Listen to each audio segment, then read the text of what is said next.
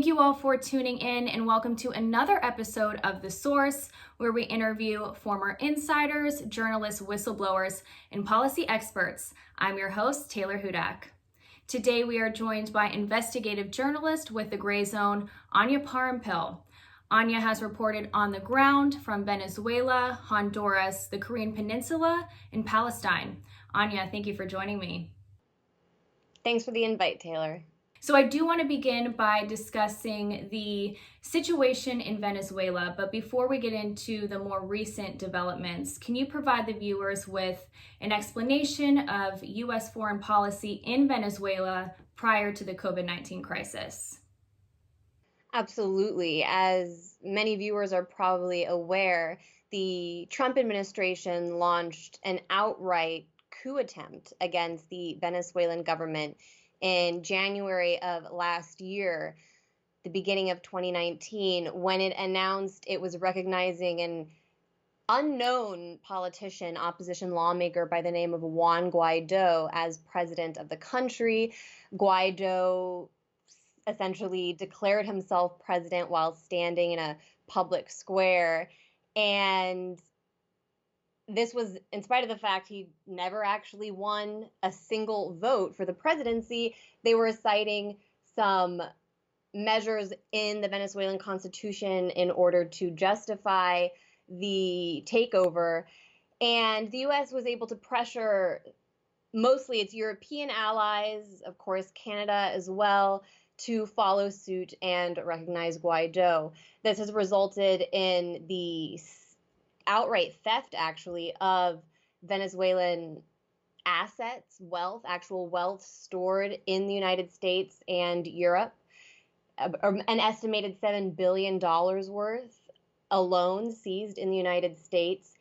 And the U.S., even before the Trump administration launched this coup and attempted to just impose a separate government on Venezuela, the U.S. government had already levied very harsh sanctions, unilateral coercive measures, what the Iranian foreign minister describes as financial terrorism against Venezuela, measures which have been in place since 2015, when the Obama administration declared Venezuela to be a national security threat. And these sanctions have had the effect of not only robbing Venezuela of its internationally stored wealth, as I already mentioned, it also had the effect of strangling its healthcare system, cutting it off from the outside world, making it difficult for Venezuela to import essential supplies, such as even basic things like insulin. And this is all part of a maximum pressure strategy the U.S. wages against governments which are independent and veer from its preferred path of international relations, which is essentially subservience to U.S. capital and corporations, in order to pressure the population to rise up and overthrow their governments. This is the suffering that these sanctions have caused in Venezuela are the intended outcome of the policy. Mike Pompeo, the Secretary of State, actually let it accidentally slip once when speaking about Iran. He said those very words, something along the lines of, they need the Iranian people to rise up and decide that the suffering is not worth it, that they need to bend to the will of the United States and put in place a friendly government in Caracas or Tehran. And unless these governments, or these people actually, because the targets of these policies are people, even though the U.S. always claims it's governments, unless they go along with the program, the U.S. will do everything in its capacity to wage what is war, economic terrorism on these countries such as Venezuela. And before the COVID-19 outbreak, a study last year conducted by the Center for Economic and Policy Research found that these sanctions had caused an excess 40,000 deaths in Venezuela over just a 2-year period. So that's just a small taste of U.S. policy leading up to the outbreak of COVID-19. There's a lot more, but I think that's a good briefer for now. Now, given the humanitarian situation we are facing globally during this pandemic, has the U.S. eased its sanctions on Venezuela? No, in fact, the Trump administration once again seized on the opportunity to ratchet up its actual threats of war, acts of war against the Venezuelan people. Just a few weeks ago, the U.S. Justice Department announced that it was charging Venezuelan President Nicolas Maduro with drug trafficking. It also charged several members of his cabinet, including the industries minister and the economy minister, with narco trafficking and participating in the drug trade. This, in spite of the fact that there aren't actually cocoa plants in Venezuela. I've been there. All of the cocoa plants are in Colombia and Bolivia. Most of the world's cocaine supply comes from Colombia and is run up through Central American countries such as Honduras, where I've reported from, and this is even according to high-level officials at, for example, the UN Anti-Drug Office. I spoke to a former official, Pino Arlaki, who told me in all of his years studying drug trafficking, Venezuela never came up once. He never traveled to Venezuela because the drugs aren't coming from there. But this was a real precedent the United States set in terms of actually charging a sitting president of a foreign country with drug trafficking. I mean, it's absolutely absurd, especially when you consider the fact that Juan Orlando Hernandez, the president of Honduras, a close ally of the United States, was actually named as a co-conspirator in a multi-million-dollar drug and gun running case in the United States, a case in which his brother, Tony Hernandez, was found guilty. And so the United States has never pursued any charges against the president of Honduras, even though he's openly implicated in narco trafficking, and it hasn't produced any evidence to demonstrate that the president of Venezuela is deserving of these charges. But what the United States was doing there was setting the stage for a potential military invasion of Venezuela under the guise of anti-drug work, similar to what the U.S. did in Panama and when it overthrew Manuel Noriega under the guise of combating the drug trade. And within weeks of this declaration by the U.S. Justice Department, the Department of Defense had a pretty scary briefing, actually. You never like to see military brass lined up the way they were when they announced that they were sending a warship, an actual warship, to sail through the Caribbean to the Venezuelan coast as part of anti-narcotic operations in the region. And that is nothing but war posturing against Venezuela. It is a message to Venezuelans that the United States could take severe violent action against you as a people, and it just couldn't be any more brazen. The one positive sign that there might not be a military confrontation is that, and it's not positive news, of course, but there was actually an outbreak of COVID-19 on this ship that was sailing in the Caribbean. So I don't think the U.S. military is in any position to actually wage a war against Venezuela. I think mostly it's posturing and kind of just a way of waging this psychological war against the Venezuelan people. But posturing can get dangerous. And we already saw recently how when you're sending warships to the high seas, things can get a little messy. I don't know if you want to maybe get into an incident that occurred actually between a German cruise ship and the Venezuelan Navy several weeks ago. I can give more details about that. Yes, please do. So it was a very bizarre story that was published. First, I saw in the Jerusalem Post that claimed a Venezuelan Navy boat, a small one, encountered a German cruise ship, which was empty. It didn't have any passengers, only crew at sea, fired on it, and then the Venezuelan boat sunk.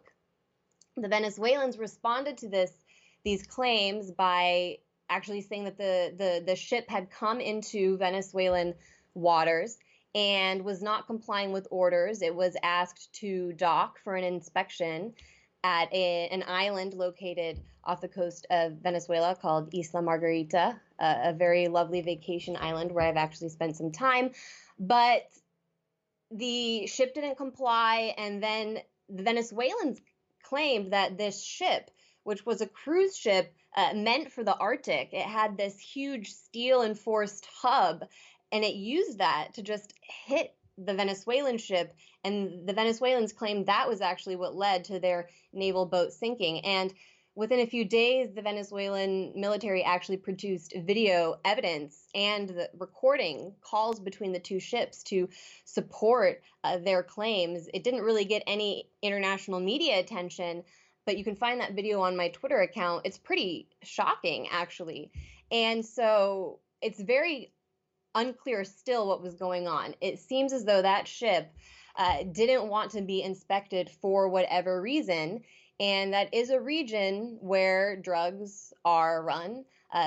Some people have suggested perhaps mercenaries or arms were being shipped as part of a dirty war against Venezuela. But the point is, we don't know. It was a very bizarre incident and a testimony to what can happen when the United States engages in these risky war games with foreign countries. Now, moving on to Venezuelan domestic politics, if you could just give us an update on the latest on the so-called opposition, its movement, and leading figure Juan Guaido. It's hard to call Juan Guaido, even at this point, a leading figure in the Venezuelan opposition, because he's now faced resistance from even members of the Venezuelan wider opposition in the National Assembly. Constitutionally, his term as the president of Venezuela's National Assembly was only going to last for a year. It was up this January, but he didn't want to recognize that it had come to an end. And even though a separate group of opposition lawmakers actually voted to elect someone else to lead the National Assembly, he still just considers himself in charge of this legislative body, which is actually declared, it's not functional right now due to a Supreme Court ruling over questions regarding election, which happened there a few years ago. There were a few legislators who had some irregularities in their elections. They were asked to do a recount, a revote, and they refused. So the National Assembly's kind of been held incommunicado for several years now. And so it's just become this kind of sideshow for the Venezuelan opposition to now fight amongst themselves for influence, and they don't really do anything. They don't actually pass laws, and they didn't until recently even pass a budget. And this is very interesting, Taylor. It was just published in AP News that the Venezuelan National Assembly somehow did find time to pass a budget which included a $5,000 a month payment to each of those legislators, taken from a fund, what I think they called the Liberation Fund, set up by the United States and funded with Venezuela's stolen wealth. So now, whether or not Juan Guaido and these opposition lawmakers are ever in charge of the country, which becomes less and less likely every day, they did succeed in literally stealing Venezuela's wealth and putting it into their pockets. It couldn't be any more obvious what these individuals would do if they're in power, if this is already what they're up to while vying for it. I mean, they're just very shady individuals, especially when you consider the fact that an opposition economist, Francisco Rodriguez, someone I've interviewed on my program, and for my reporting on Venezuela several times, he actually suggested to the Guaido administration that they use the funds turned over to them by the United States to pay and assist Venezuelan migrant families living in the United States. And in response to that, Guaido's office claimed that they didn't have any access to the funds. They'd only recovered about $20 million worth of assets. And we now know that's a lie because it's right there in the AP report. $80 million thrown together in a fund for these opposition lawmakers. Of course, they also received money from USAID, perhaps. We don't know exactly who received it, but we know the Trump administration discussed reverting USAID funds meant to help migrants coming from Central America to pay the salaries of Venezuelan opposition figures. So the opposition is in a complete jumbled mess. Juan Guaido doesn't even have legitimacy among his peers, and it seems like the coup attempt has backfired drastically, and that the Maduro government is actually stronger than it was before this coup was initiated. All right, Anya, thank you for that update. Before we do move on, let's take a pause so we can have a short break. And when we return, we will continue our discussion on Latin American politics with a focus on Bolivia. But for right now, check out this commercial.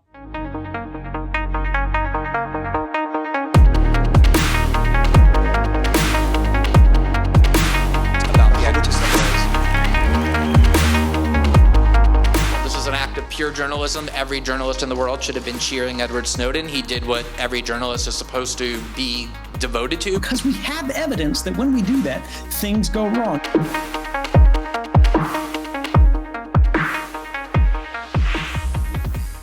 So let's return to pre-COVID-19 crisis. Now, for our European viewers, can you provide some context as to what took place in Bolivia prior to the pandemic, and also touch on the U.S. involvement and maybe why the U.S. is so interested in Bolivia? It's fascinating, Taylor. I've never reported from Bolivia myself, so I've been relying on trusted journalists there, such as Ali Vargas. I encourage everyone to follow his work on Twitter. He does an amazing job covering and keeping the updates coming from Bolivia when much of the media has moved on. But last year, what happened is Evo Morales, the first indigenous leader to serve as president of Bolivia, someone who was heralded for the progress and the ability he had to lift people out of poverty, working as part of this pink tide, a progressive wave sweeping Latin America by using the country's wealth and investing it in schools and into parts of the country which had been completely neglected by the oligarchic class. And he was seeking a fourth term in office, even though there were questions at first about whether or not that was constitutionally allowed. He was given the green light by the Supreme Court to seek that fourth term. And so it's just important to bring that point up, because that's one of the tricks people fall for, or you'll hear repeated back, is that, oh, he was going for this fourth unconstitutional term. Well, the Supreme Court said it was okay. In our country, the Supreme Court has the final say as well. But in spite of this,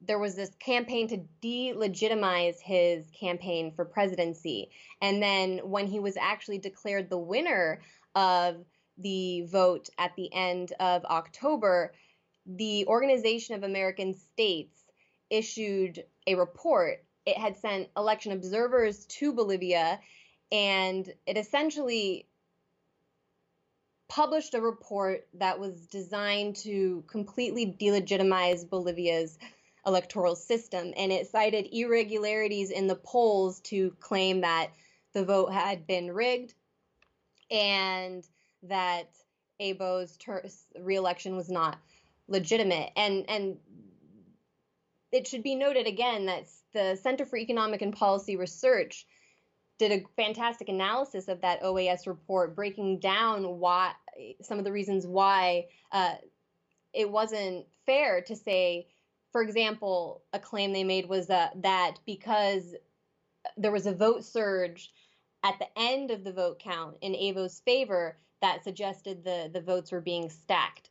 Well, it also happens to be that in the more rural regions where Evo has more of a popular base of support, those are where the votes were coming in later. So it makes sense that those votes would have come in toward the end of the count as opposed to the beginning. So not only did CPER debunk that OAS report, a separate report from the Massachusetts Institute of Technology verified a lot of their findings. And even now, the Washington Post was willing to publish that MIT report and raise questions about the OAS report, which was used to drum up this coup.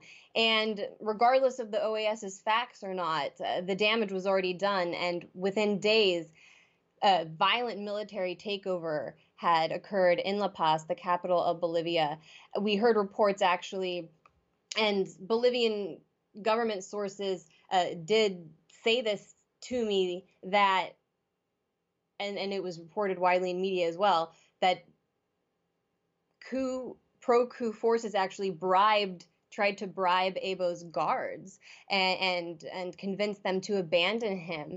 And so he actually had to leave the country, go to Mexico, because he was literally fearing for his life. I mean, if you saw these videos of these crazy militaristic golpistas charging into his house and videotaping his bedroom and his treadmill and saying, oh, he lived this lavish life, it was quite frightening, because since then, these right-wing militaristic forces have waged a terror campaign on the indigenous and poor working people of Bolivia, and there's no accountability whatsoever. This woman, Janine Áñez, again, an unknown opposition lawmaker, then gets declared president of Bolivia, and as a result of the COVID-19 outbreak, has now delayed elections. She was supposed to be facing a election this May, and many of us were, of course,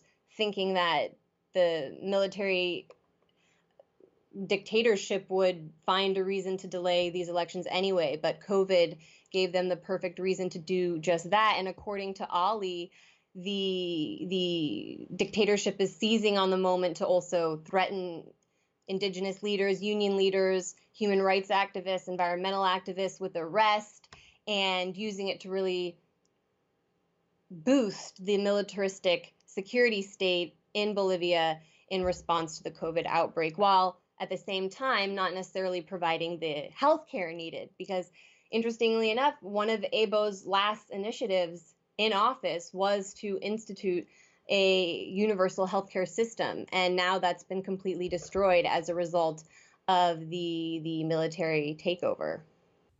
It seems pretty obvious at this point that the Bolivian government is perhaps using the COVID-19 crisis for political gain, or at least certain parties in Bolivia are doing so. What is, and you kind of alluded to this earlier, but what is the current state of Evo Morales and his party MAS? And if you could provide the viewers with some information, brief information on his political party. Evo is currently in Argentina, along with several of his closer allies from the previous government. But his party is MAS, Movimiento al Socialismo. It's a collection of trade unions, indigenous groups, a movement of the working class people in Bolivia. And as of the most recent polls, they're ahead. If an election were held today, MAS's candidate would actually win. And that's obviously why the military dictatorship doesn't want to have an election. But Ali has given really nice reports explaining some of the ways that even in the face of this crisis, MAS is trying really hard to stay engaged and supplying communities and taking care of the needs of people when the government is failing them. They're still doing food deliveries, trying to get health care to people who need it. So they do have this strong base and network that's grassroots that can resist in the face of the military dictatorship. They really can't crush mass. Unfortunately, as I said, I haven't been to Bolivia, so I don't feel like I can comment on it as deeply as I can on Venezuela, but that's my knowledge of the situation as of now.